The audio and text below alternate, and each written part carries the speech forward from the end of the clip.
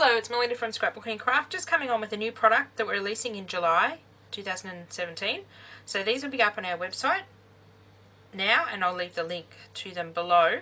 So these are our new foam stamps. So our foam stamps are obviously made of foam and they're quite thick. They're approximately 7mm thick. So this gives you a great area to grab your stamp and actually use it in an ink pad, or use it with paint, or use it on a gel plate. You can use it with any sort of mixed media paint, which is really, really good. It works great with ink pads, it works great with paint.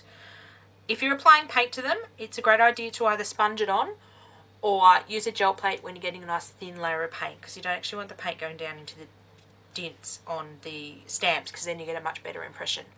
Either brayer it on with your paint, you put a bit of paint on an old sponge, like making an ink pad, and ink it up that way.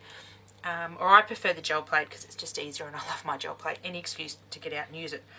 So we've got 6 stamps new released. Let's talk about these two first. These are actually our positive and negative stamps.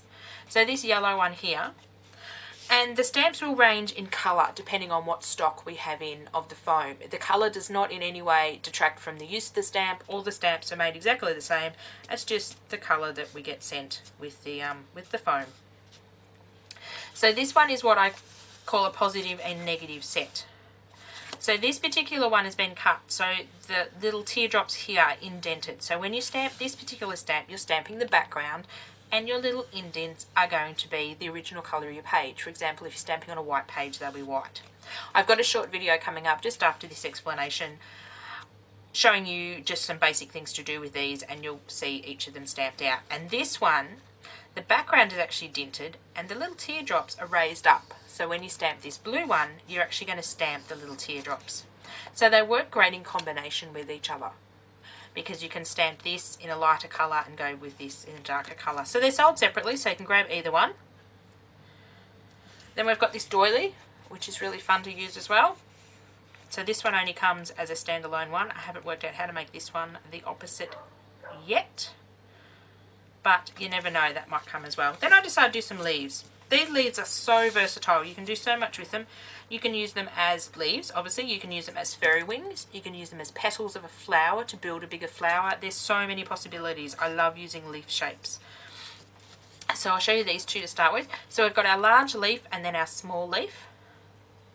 So our large leaf has the stem, but our small leaf doesn't have the stem, because when it went smaller, it just didn't decide to work. So these are the same design. Again, they're great to layer. They're great to use in combination with each other as well. They're just a great product to use together. Again, they're sold separately, so you can pick up one now and again. You can pick them up singly. You can build up your stash over time. And then we've got this leaf as well, which is actually very similar to one of our stencils that we've brought out as well. So the stencil design is our new release for July as well, and it's this image in a stencil. So you can combine using the stencil, and then you can combine using the leaf as well. So this leaf, the vein through the middle and the little dots are all cut out. So when you stamp this, you're actually stamping the sort of the background of the leaf, and your spots and your lines will be the colour of your base page. So for example, you're stamping on a white page, but we'll have some fun with these in a minute. Looking at doing a reverse one of this, but that'll be our next release as well. We can also make foam stamps to order as well. So if you have a particular design you'd like to see in a foam stamp, you can contact us. We have a custom service through our website. We can do custom work on our foam stamps, our stencils, or our chipboard.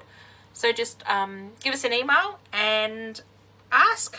Never know what I can come up with. And we're hoping to do new releases hopefully every couple of months. If not earlier, if I get the urge to design some new designs. Thanks, and stay tuned for having a bit of a play with these with the gel plate, and show you how they look stamped. Thanks for watching. So time to do some experimenting with our new foam stamps. So I'm using a gel plate from Gel Press.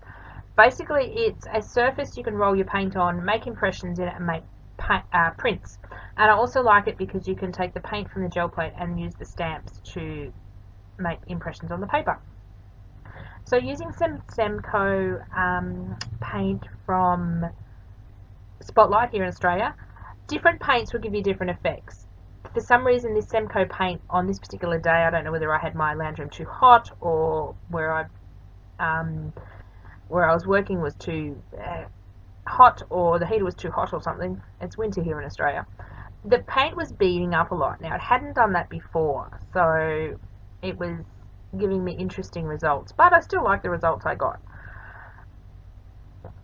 When you're first starting stamping with the foam stamps, it does take a couple of stamps to get the stamp coated with paint, and then you get much clearer impressions. You can see the first one there, the second and third one are much better.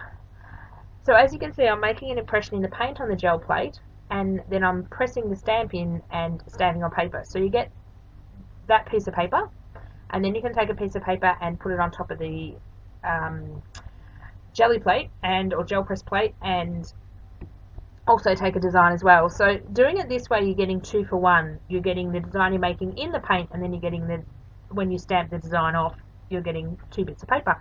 Then you can sometimes take a third print as well.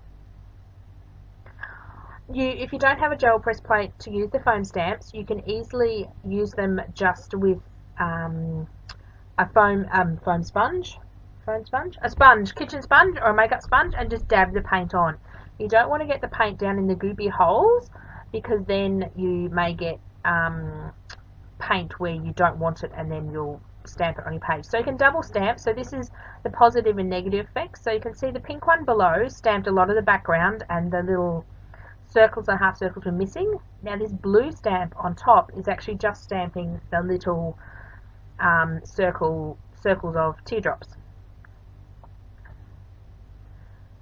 So that is our positive and our negative stamps, which I like them to use them in a combination. So again, you can get a print off the gel plate after you've stamped your image in. I'm just I'll stop with the I'm sorry. I am just using regular photocopy paper, so it's 80 GSM, just copy paper you'd put in your printer. I like that thinness of paper because it's good to collage with, and 99% of my gel prints and these prints I will cut up and collage into my art journal, so I don't want them on thick cardstock. You can certainly print on thick cardstock if you're wanting to use them as card making or scrapbooking. You can use them any way you like. You can also print on deli paper. You can print on greaseproof paper. Here in Australia we call it more greaseproof paper than jelly paper. You can print on old book text. You can basically print on any type of paper that is not shiny. So here I'm getting a bit fancy with this leaf stamp and making a bit of a leaf design in the gel plate, and also trying to replicate the same design on the paper. And for some reason this particular paint this day was giving me a very blotchy, dotty look. It wasn't giving me a complete blocked out stamp look, but I still like the designs, and I will probably end up cutting most of those leaves out and using them as leaves or feathers. So as I said, different paints, I love that page, that's really cool. Different paints will give you different looks.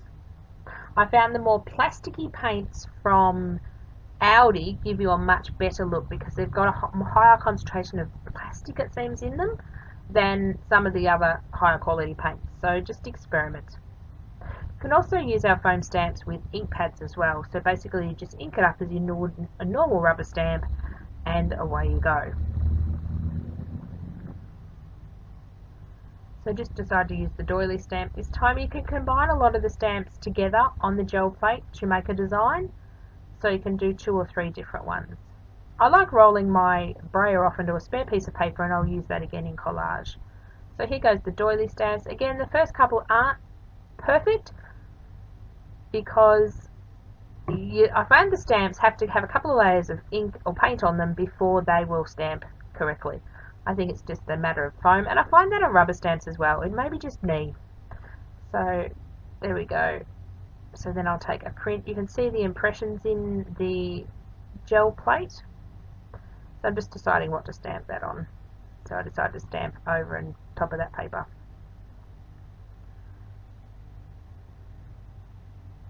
Gel printing or using a gel plate is very addictive. You tend to, I decided I was going to make 1 print of each of these stamps, and then I ended up making a whole lot more. It's very addictive. I love the unpredictability. That's gorgeous, that sheet. I love the unpredictability of the gel press. You don't know what you're going to get. And sometimes you get something really nice, sometimes you don't. It's a bit of a surprise. So what am I going to do now? I'm going to play with the leaf. So I do a bit of a leaf design. So I, whoops, dropped the gel plate. Ideally I'd stick it to my bench, but the bench is a trestle and it doesn't stick real well to that.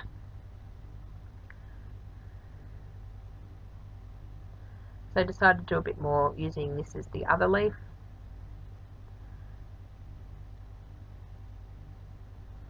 So again, for some particular reason, I don't know why the paint was playing up. I've used this paint before and it was perfect. It's just, I've done a lot of printing with the gel plate, and I've found it depends on the temperature in the room that you're printing on. If you've got heavy lights overhead, I film with a couple of studio lights pointing at my work surface, so that sort of creates a bit of heat and humidity as well.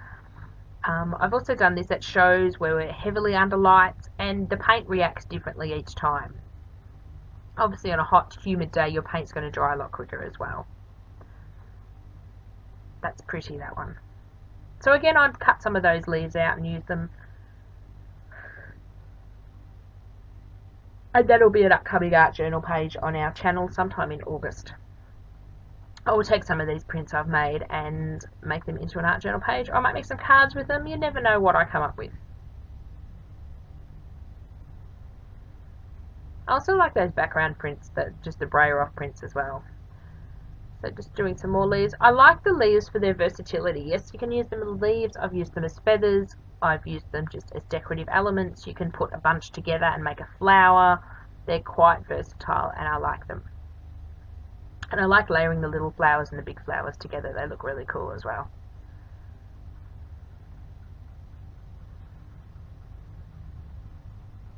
So you can see how well this could work on a card base where you're stamping off the gel plate onto your card base and making a design. So I like using the big shape and the little shape of the same design, and it gives it a nice look.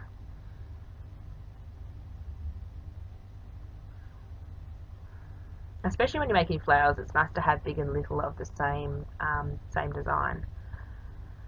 So again, taking a print of that one. Nearly finished with this demonstration. I do go and use these particular stamps with a different brand of paint, so I'll have that video coming out in a few days. I actually ran out of printer paper, so I've just torn some notebook paper out of a notebook because I had none sitting in front of me.